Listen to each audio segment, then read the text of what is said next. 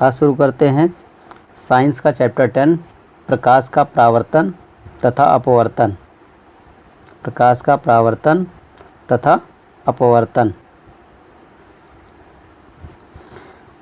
इस चैप्टर में सबसे पहले प्रकाश समझते हैं। प्रकाश एक प्रकार की ऊर्जा होती है जिससे हमें वस्तुएं दिखाई पड़ती हैं।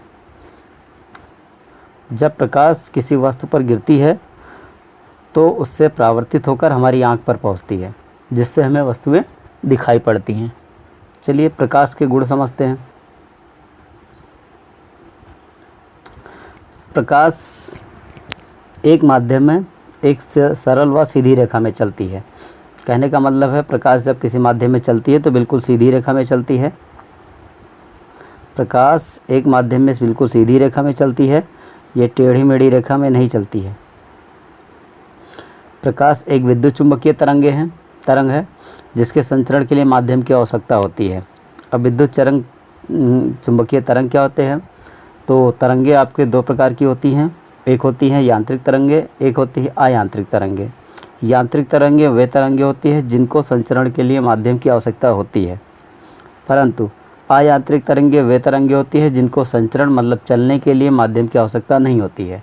तो प्रकाश आपका अयांत्रिक तरंग होता है जिसको विद्युत चुंबकीय तरंग भी कहते हैं। प्रकाश एक सीधी रेखा में चलती है, ये तो आप जान गए। प्रकाश के मार्ग में यदि कोई अपारदर्शी वस्तु आती है तो प्रकाश उसकी छाया बनाती है। दूसरी, प्रकाश का निर्वात में चाल सबसे अधिक होता है। इसका चाल 3 × 10⁸ मीटर प्रति सेकंड होता है। इसका चाल कितना होता है? 3 × 10⁸ मीटर प्रति सेकंड। चलिए अब समझते हैं प्रकाश का परावर्तन क्या है। जब प्रकाश एक माध्यम से चलकर किसी चमकदार सतह से टकराती है और वापस उसी माध्यम में लौट आती है तो इस क्रिया को प्रकाश का परावर्तन कहते हैं। प्रकाश का परावर्तन कहते हैं। इसको समझाने के लिए चलिए फिगर देखिए। इस फिगर में द्वारा आपको समझाते हैं कि प्रकाश का परावर्तन क्या है। ये आपका है एक दर्पण। क्या है ये? दर्पण जो एक परावर्तक तल की तरह काम कर रहा है, और ये आने वाली किरण है जिसको हम लोग आपतित किरण कहते हैं। तो जब कोई प्रकाश किरण किसी परावर्तक तल पर आती है तो परावर्तक तल से टकराने के बाद ये वापस उसी माध्यम में लौट जाती है। इस क्रिया को कहते हैं प्रकाश का परावर्तन। अब परावर्तन में होता क्या है? जो किरण आती है उसको आपतित किरण कहते हैं, तथा जिस बिंदु पर यह टकराती है उस बिंदु को आपतन बिंदु कहते हैं। और आपतन बिंदु पर तल के लंबवत खींची गई काल्पनिक रेखा को हम लोग अभिलंब कहते हैं। क्या कहते हैं? अभिलंब। और आप टकराने के बाद ये किरण जो परावर्तित होती है इसको परावर्तित किरण कहते हैं। तो इस क्रिया में आपतित किरण, परावर्तित किरण और अभिलंब ये तीनों एक ही तल में होते हैं। चलिए देखते हैं परावर्तन के नियम। तो परावर्तन के 2 नियम हैं। एक पहला कह रहा है कि आपतन कोण परावर्तन कोण सदैव बराबर होते हैं। दूसरा कहता है कि आपतित किरण, आपतन बिंदु पर खींचा गया अभिलंब तथा परावर्तित किरण तीनों एक ही तल में होते हैं। तीनों एक ही तल में। इसको हम आपको दिखाते हैं फिगर में। चलिए देखिए पहला क्या कह रहा है कि आपतित किरण। तो आपतित किरण आने वाली किरण को कहते हैं। ये आपका आपतित किरण हो गया, ये हो गया आपका अभिलंब जो आपतन बिंदु पर तल के लंबवत होता है, इसको अभिलंब कहते हैं। इन दोनों के बीच के कोण को बोलते हैं आपतन कोण, इसको I से प्रदर्शित करते हैं। तथा अभिलंब तथा परावर्तित किरण इन दोनों के बीच के कोण को हम लोग R से लिखते हैं। इसको बोलते हैं परावर्तन कोण। और इसका पहला रूल्स कहता है कि आपतन कोण और परावर्तन कोण सदैव बराबर होता है। तो प्रकाश के परावर्तन के समय यदि प्रकाश का परावर्तन किसी चमकदार सतह से होता है तो आपतित किरण और परावर्तित किरण दोनों आपतन कोण और परावर्तन कोण का मान सदैव बराबर होता है। दूसरा नियम कहता है कि आपतित किरण, परावर्तित किरण तथा अभिलंब तीनों एक ही तल में होते हैं। चलिए आपको बताते हैं कि प्रतिबिंब क्या है। प्रतिबिंब को समझने के लिए थोड़ा ये फिगर देखिए, इस फिगर को ध्यान से देखिए। ये एक समतल दर्पण है, ये एक समतल दर्पण है और दर्पण के सम्मुख तल पर एक वस्तु ए बी रखी है, वस्तु ए बी रखी है। वस्तु ए बी के बिंदु ए से दो किरणें निकलती हैं। एक किरण निकल रही है जो तल के समांतर जा रही है और एक किरण निकल रही है जो तिरछी पड़ रही है, तल पर तिरछी पड़ रही है। ये दोनों किरणें परावर्तन के पश्चात जिस बिंदु पर मिलती है उस बिंदु पर ए का प्रतिबिंब बनता है। तो ये मिलती कहाँ पे, ध्यान से देखिए।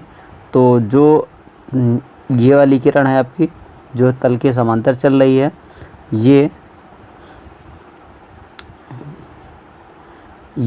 परावर्तन के बाद वापस लौट आती है तथा ये जो तिरछी किरण है ये परावर्तन के बाद जो अभिलंब से आई कोण बनाती है तो आर कोण से वापस लौट जाती है। ये दोनों किरणें जब पीछे की ओर बढ़ाई जाती हैं तो ए डैश पर काटती हैं। तो ए डैश जो होगा ये वस्तु ए बी का प्रतिबिंब होगा और ये प्रतिबिंब कैसा होगा, आभासी प्रतिबिंब होगा, क्योंकि ये दोनों रियल में किरणें आपस में नहीं काटती हैं लेकिन काल्पनिक रूप से पीछे की ओर काटती हैं, इसलिए यहाँ पे जो प्रतिबिंब बनेगा वो आभासी प्रतिबिंब होगा। तो प्रतिबिंब आपके दो प्रकार के होते हैं, एक आभासी प्रतिबिंब होता है और एक वास्तविक प्रतिबिंब होता है। वास्तविक प्रतिबिंब वो होता है जब वस्तु चलने वाली प्रकाश किरणें परावर्तन या अपवर्तन के पश्चात किसी एक बिंदु पर काटती हों, कम से कम दो किरणें किसी एक बिंदु पर काटती हों, तो उस बिंदु पर जिस बिंदु से प्रकाश किरणें चलती हैं उसका वास्तविक प्रतिबिंब बनता है। और जब ये किरणें रियल में नहीं काटती हैं, काल्पनिक रूप से काटती हैं, तो वहाँ पर आभासी प्रतिबिंब बनता है। तो प्रतिबिंब आपके कितने प्रकार के होते हैं, दो प्रकार के होते हैं। चलिए आगे देखते हैं अब। तो यहाँ पे आपका दिखा है कि वास्तविक प्रतिबिंब और आभासी प्रतिबिंब में अंतर क्या होता है। तो सबसे पहले देखिए कि वास्तविक प्रतिबिंब जो होता है वो प्रकाश की किरणें वास्तव में जब प्रतिच्छेद करती हैं तब बनता है। आभासी प्रतिबिंब जो होता है वो प्रकाश किरणें प्रतिच्छेद होती हुई प्रतीत होती हैं, रियल में नहीं काटती हैं, ये काल्पनिक रूप से काटती हैं। दूसरा, वास्तविक प्रतिबिंब को पर्दे पे प्राप्त कर सकते हैं जबकि आभासी प्रतिबिंब को पर्दे पे प्राप्त नहीं कर सकते हैं। वास्तविक प्रतिबिंब सदैव वास्तविक प्रतिबिंब जो होगा वो सदैव उल्टा होगा तथा और आभासी प्रतिबिंब सदैव सीधा होगा। ये हो गया आपका वास्तविक और आभासी प्रतिबिंब में डिफरेंस। अब आगे समझते हैं कि समतल दर्पण द्वारा कैसे प्रतिबिंब बनता है। तो समतल दर्पण देखिए, ये बीच में एक समतल दर्पण दिया हुआ है जिसके इस तरफ पॉलिश है, इस तरफ पॉलिश है और इस तरफ पॉलिश है और इसके इस तरफ जो है सामने साइड में इसका ये है जो चमकदार सतह है। तो दर्पण के सामने तल पर आपका एक वस्तु रखा हुआ है ए बी। वस्तु ए बी के ए से दो किरण निकल रही है, एक तो किरण रही है तल के समांतर और दूसरी निकल कर तिरछी किरण निकल रही है जो इसको अभिलंब से आई कोण बनाते हुए आपतित होती है तथा परावर्तन के बाद अभिलंब से आर कोण बनाते हुए सीधे निकल जाती है। ये दोनों किरणें, चूँकि ये दोनों किरणें एक दूसरे को काटती नहीं हैं, किंतु अगर इसको पीछे की ओर जब बढ़ाया जाता है तो ये दोनों एक दूसरे को ए डैश पर काटती हैं। कहाँ काटती हैं, ए डैश पर। तो वस्तु ए जो ए बी का बिंदु ए था उसका आभासी प्रतिबिंब ए डैश बनता है, उसका आभासी प्रतिबिंब क्या बनता है, ए डैश बनता है। और ए डैश से तल पर खींचा गया लंब ए डैश बी डैश वस्तु ए बी का आभासी और सीधा प्रतिबिंब बनता है। तो इस प्रकार समतल दर्पण द्वारा जो प्रतिबिंब बनता है वो वस्तु का आभासी और सीधा बनता है और वस्तु जितनी दूरी पर दर्पण से सम्मुख रखी होती है प्रतिबिंब भी उतनी ही पीछे, दर्पण के जस्ट पीछे उतनी ही दूरी पर बनता है। तो ये हो गया समतल दर्पण द्वारा प्रतिबिंब का बनना। इसके बारे में देखिए यहाँ लिखा हुआ है कि आभासी और सीधा बनता है, मतलब समतल दर्पण द्वारा जो प्रतिबिंब होता है आभासी और सीधा होता है। प्रतिबिंब का आकार वस्तु के आकार के बराबर ही होता है। प्रतिबिंब दर्पण के पीछे उतनी ही दूरी पर बनता है जितनी वस्तु दर्पण के सामने रखी होती है। तथा इसमें कह रहा है कि प्रतिबिंब पार्श्व परिवर्तन होता है। पार्श्व परिवर्तन का मतलब होता है कि वस्तु का जो दायां भाग होता है वो दर्पण में बायां प्रतीत होता है और जो बायां होता है वो दायां प्रतीत होता है। इसको पार्श्व परिवर्तन कहते हैं। अब आगे आपको बताएंगे नेक्स्ट वीडियो में कि दर्पण कितने टाइप के होते हैं।